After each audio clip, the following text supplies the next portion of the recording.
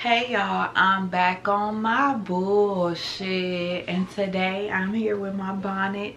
Shout out to Monique. I love us for real. Today I wanted to talk to y'all about things that have changed now that I'm grown that wasn't the same when I was growing up or when I was little. And I don't know if this is just all adults that go through stuff like this, or if it's just what the season I am in right now in my life. But these are some things that I've noticed that have changed about me, or that I've had epiphanies about now that I am finna be 26. I already did like a similar video where I did things I learned before 25, so this is kind of similar to that, but it's just things that I've learned since I've been an adult in general. This is in no particular order. So the first thing is something I just came to the realization of the other day, was that a lot of the things that I thought that I liked or that I didn't like was based upon what my parents liked or didn't like. More specifically, my mom, she doesn't wear heels. So like for the longest time, like I didn't wear heels, and then they were always so uncomfortable, so I thought I didn't like wearing heels. And heels are still uncomfortable to me. I'm not even gonna lie, I ain't even gonna hold you. I still, you know, don't like all of them, but I do like wearing heels. It makes me feel feminine, it makes me feel womanly, and it makes me feel sexy. So I actually do like wearing heels, and I thought that I didn't for a long time because my mom didn't wear heels. Same thing with flowers. She doesn't like flowers. I thought I didn't like flowers because my whole thing was like, what is the point? Like, I can't do anything with a flower. What is the point? Like, you might as well go buy me something that is of use, that is beneficial to my life. But now that I've gotten flowers, I've gotten a couple of flowers in my day. Now that I've gotten flowers, like, I actually like how they make me feel. They make me feel feminine. They make me feel thought about, cared about. They make me feel warm and fuzzy inside. So I really, you know, I actually do like flowers. One more thing too that has changed a lot. I was super duper picky, but now that I'm older, I've tried different things. I've expanded my horizons a little bit. Like, she doesn't like salmon. I love salmon. Like, it's just things like that. So it's like, maybe, you know, maybe I've been her little junior instead of being my own person. Number two, balance is everything. I'm talking about balance, man. I'm talking about work-life balance. I'm talking about a balance with your friends. I'm talking about a balance with your money. Balance is everything. Like, sometimes, you know, when you're giving too much in one area, the other areas fall apart. It was this thing I seen a long time ago. I think it was on Tumblr. How do you get old so fast? Basically, it was like this diagram, and it was like your social life, your work life, and what was it? Your social life, your work life, and some other life. And it was saying that you could only have two of those going really good at one time. One of the other things was gonna suffer. And you know, that's the point of having balance. And I think that's what life is all about, because if something is suffering, then you go move over there. What if we stop living over here and move over there? Shit, my aunt Shaniqua used to live over there, man. But that bitch got evicted though. Nothing is always ever gonna be perfect at all time. It might be for a short period of time, but for the most part, nothing is ever gonna be all one thing. That's why it's so important to just do the best that you can and try to, you know, have like time management skills. And just, you know, sometimes taking a break is important. If you've been working like crazy, taking a little family time is important. Or if you haven't went out for a while, going out, but then not going out too much because you still got to get work done, you still got to elevate. So balance is just so important. I think balance is like the key to life. I just had an epiphany. Like, that's like the key. If we can master balance, like, it's done. It's over with. 3, accountability is everything. So accountability is literally like taking, this is my definition, shout out Webster though, but accountability is literally taking responsibility for your actions, period. That's what accountability is. And I don't even know what the dictionary says that the definition is, but I'm finna Google it because I just want to see how spot on I was, to be honest. The fact, it says the fact or condition of being accountable, responsibility.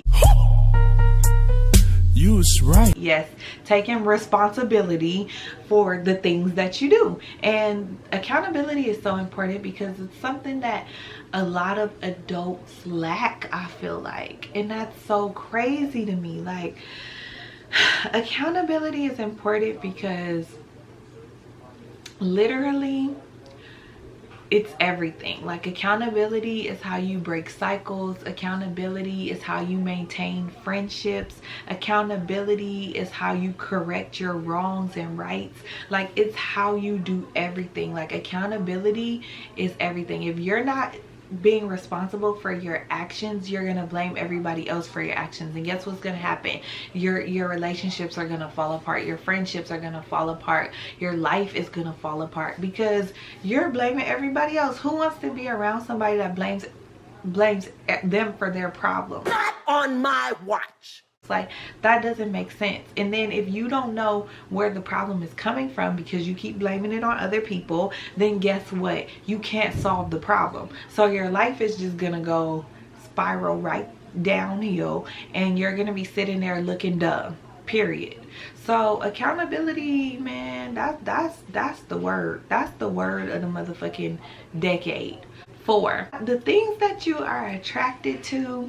This kind of ties into the first thing I said, but like, the things that you are attracted to, you will not be attracted to as an adult. And that, obviously, that does not go for everything, but it goes for some things, whether that's food, whether that's even the type of person you're attracted to. I feel like experiences change you, and what I'm attracted to at the age of 19 is not what I'm attracted to at the age of 25. So it's just, and that's physically, that's mentally, that's emotionally, because as we grow and evolve, what we want for ourselves changes, or what we attract to ourselves changes because we change. So, you know, 2019, dude that got the little hoopty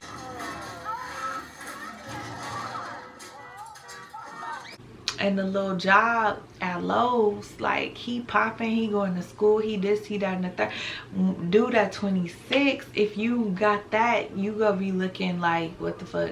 If at 26 a dude is working at Lowe's, and a dude, and shout out to, and no disrespect at all, but a dude is working at Lowe's, a dude is still in his first semester of college, a dude is still driving a bucket, a dude is still not emotionally mature, you don't want that same thing. I mean, some bitches do, I don't know, I'm not one of those people, but you typically don't have the same attraction for that person as you did, because when you were in that age bracket, you kind of understood, you had a better understanding, like, hey, we all struggling, we all getting it how we live, blah blah blah, whatever. When you're 26 and you work in corporate America and you drive a Benz and you are emotionally mature and you're ready to start a family, that's not somebody that you are gonna be attracted to off rip. And that person might be an amazing person, but it's just the evolution is different.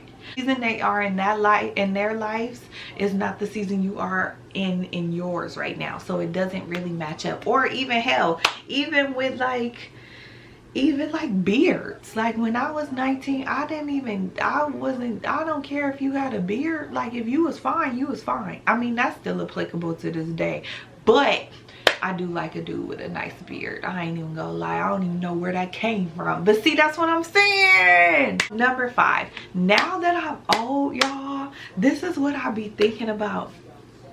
I don't know if it's because I'm cheap or because I'm broke right now. I don't know, you know, like, I don't know. Now when I buy things, I look at like the material, or I look and see like how long this is gonna last me. Or like, for example, I have like a few dresses in here that I've paid for a special occasion, but it's like I hardly wear them, and I paid like $60+ for those dresses. You got to think about what you're doing. Like, if you're gonna buy some clothes and you know you're on a budget, like, buy something that's versatile, buy something that you could dress up, dress down. Like, I think about materials now. I was planning on getting some clear shoes, and I was just thinking about how much I wanted to spend, because I'm not gonna spend a lot on clear heels. Not shoes, y'all, heels, sorry. I'm not gonna spend a lot on clear heels, because I know that the clear heels, they'll turn yellow. Like the plastic on them, they will turn yellow. You want to just make sure that you're paying for like quality stuff, and even if it is cheap, that it could still like last you a long time. So I look at a lot of stuff like that now, like, and it's just certain things that I just won't buy that's cheap. So it's just certain things that you just really can't buy cheap, because you really get what you pay for sometimes. Yeah, that's like, that's my thing, y'all. So let me know if you agree with any of the things that I've said. Let me know if you don't agree, if you agree, in the comment section. And thank you so much for watching. God bless. Hey.